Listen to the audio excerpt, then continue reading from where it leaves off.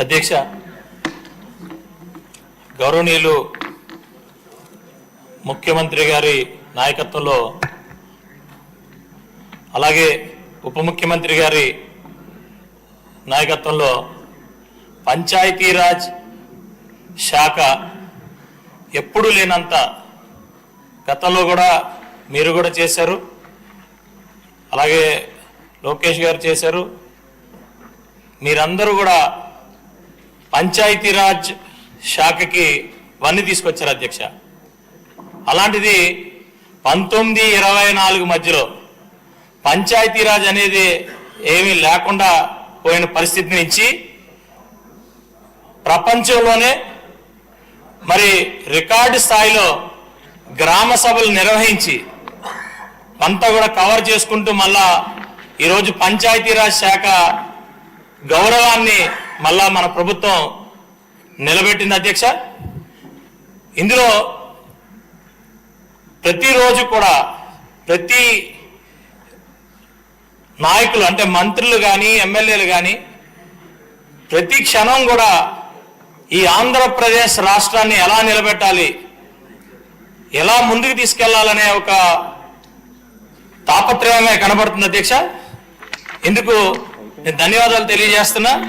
అయితే పెద్దల ముఖ్యమంత్రి గారు పాట్ హోల్స్ ఫ్రీ ఆంధ్రప్రదేశ్ అనేది అనౌన్స్ చేశారు అధ్యక్ష. పాట్ హోల్స్ ఫ్రీ ఆంధ్రప్రదేశ్లో సంక్రాంతి కల్లా మన ఆంధ్రప్రదేశ్ రాష్ట్రంలో ఎక్కడ కూడా గుంతలు లేకుండా ఈ ఆంధ్రప్రదేశ్ రాష్ట్రాన్ని ఉంచాలని ఒక మంచి ఉద్దేశంతో ఇది ప్రవేశపెట్టారు అధ్యక్ష. అయితే ఇది కేవలం R&Bకి మాత్రమే పరిమితం అయిన తర్వాత కొంత ఇబ్బందిగా ఉంది అధ్యక్ష. నా కాన్స్టిట్యున్సీలో మొత్తం 139 కిలోమీటర్లు పంచాయతీరాజ్ రోడ్లు ఉన్నాయి అధ్యక్ష. ఇందులో బాగా విపరీతంగా పాడైపోయింది 39 కిలోమీటర్లు ఉన్నాయి అధ్యక్ష.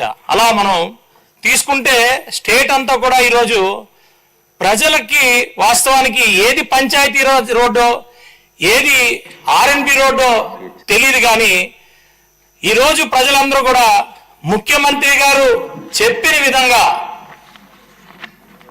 సంక్రాంతి లోపు ఆంధ్రప్రదేశ్లో ఏ రోడ్ అయినా సరే గుంతలు లేకుండా ఉంటాయనే ఆశతో ఉన్నారు అధ్యక్ష.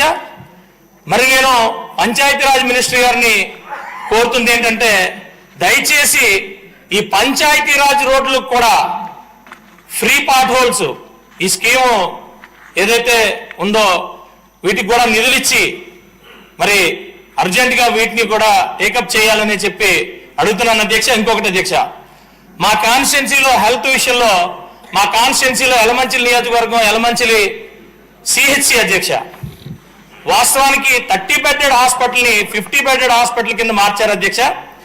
మార్చి 19-24 మధ్యలో మరి హాస్పిటల్ కట్టడానికి 8.20 క్రోర్స్ అంటే 8.2 క్రోర్స్ అలాట్ చేసి మొత్తం 36,000 స్క్వేర్ ఫీట్ కట్టాల్సింది 8,000 స్క్వేర్ ఫీట్ కట్టి హాస్పిటల్ మార్చారు అధ్యక్ష.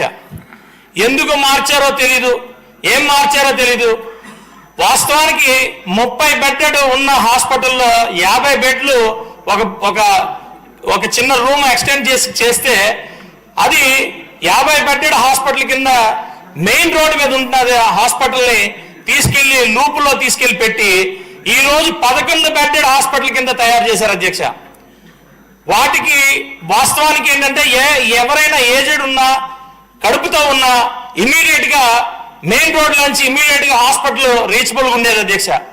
ఈ రోజు కేవలం హాస్పిటల్కి వెళ్ళడానికే ఆటోలు లేక రిక్షాలు లేక ఇబ్బంది పడే పరిస్థితిలో ఉన్నప్పుడు కనీసం ఈరోజు చాలా దారుణమైన పరిస్థితి ఉంది అధ్యక్ష. మీ ద్వారా గౌరవ మంత్రి వారిని నేను అడిగేది ఏంటంటే దయచేసి ఆ హాస్పిటల్ పరిస్థితి ఏంటో మాకు చెప్పండి, అసలు ఉన్నట్ట లేనట్ట.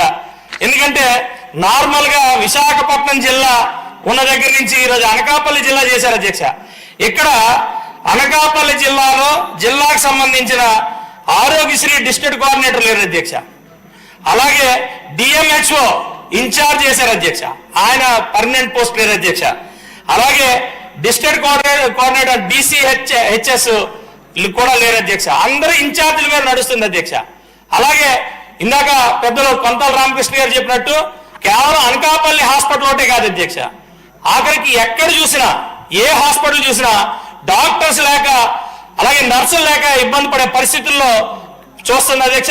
దీని మీద గౌరవ మంత్రివర్యులు సీరియస్ గా తీసుకుని కొంచెం, ఎందుకంటే మాది ఒక పక్క నక్కపల్లి కొత్తగా ఇండస్ట్రీస్ వస్తున్నాయి, అలాగే ఇక్కడ మాకు అచ్యుతాపురం ఇండస్ట్రీస్ ఉన్నాయి, ఎక్కడ చూసినా అలాగే మాకు యలమంచిలి హైవే ఉంది, ట్రామా సెంటర్ చాలా అవసరం, హాస్పిటల్ చాలా అవసరం.